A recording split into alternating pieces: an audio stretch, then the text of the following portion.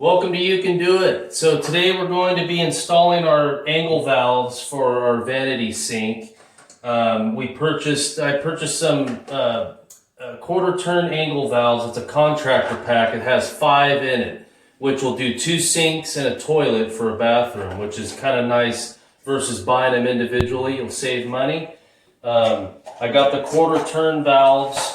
I'm going to be cutting these out about 2.5 inches. The back of the vanity has a face frame around it that's 1.5 inches. So you want to measure and make sure when you cut your stub outs, you don't cut them too flush to the wall to where the actual valve is going to be hitting the wood of the vanity. Some people like to remove the back off the vanity. I'm not going to do that. I'm just going to bring them out a little bit further so it's nice and clean. There's a little alcove in the back of the vanity where these pipes will just poke right on through. I don't have to do any cutting on the vanity.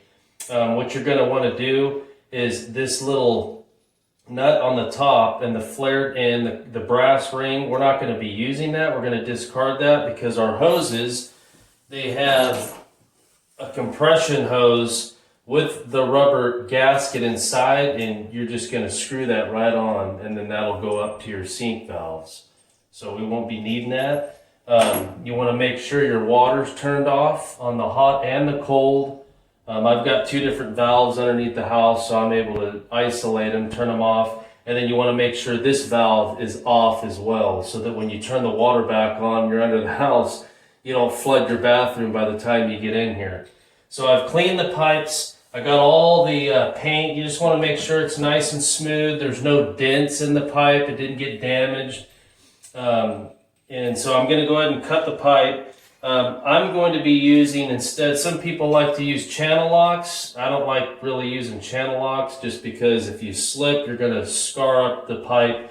I got a 21 millimeter wrench. It fits in here nice and tight. And then I have an adjustable crescent wrench that's going to go here to where I can torque these down nice and tight so they don't drip. So I've marked my pipes at 2.5, and I'm going to go ahead and cut them. You'll want to have a bucket. I have a bucket over here. My wife's going to get that for me. Thank you, babe. And I'm going to cut these pipes. You want to make sure you might have some spillage from water, just so you don't get it all over the floor. And we're going to go ahead and cut them.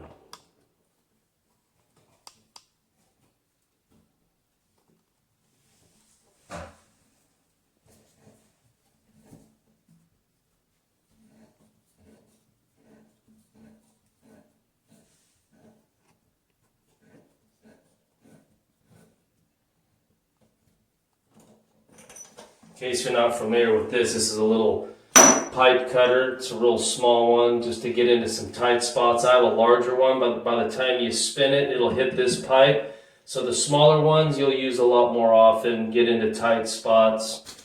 There's a burr here, so I'm just going to kind of clean that out a little bit, get that out of there. Kind of get all those little burrs out of there with a rag.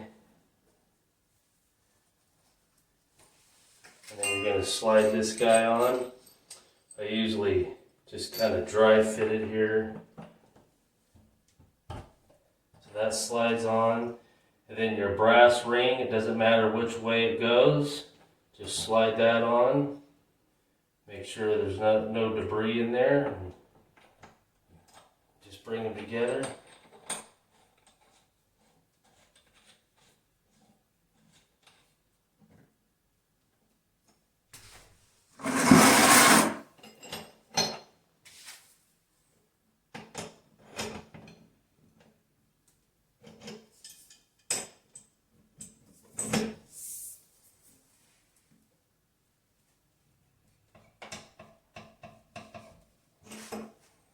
You got to tighten them down fairly tight. Let's see. Let's get a little closer.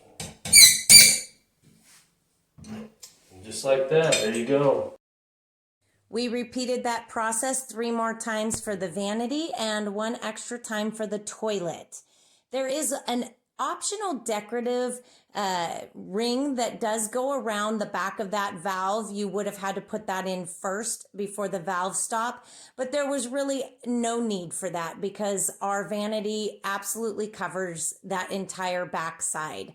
Thank you so much for watching, and be sure to tune in to all of our videos on this bathroom remodel. And remember to like, subscribe, and hit that bell for all notifications of upcoming videos.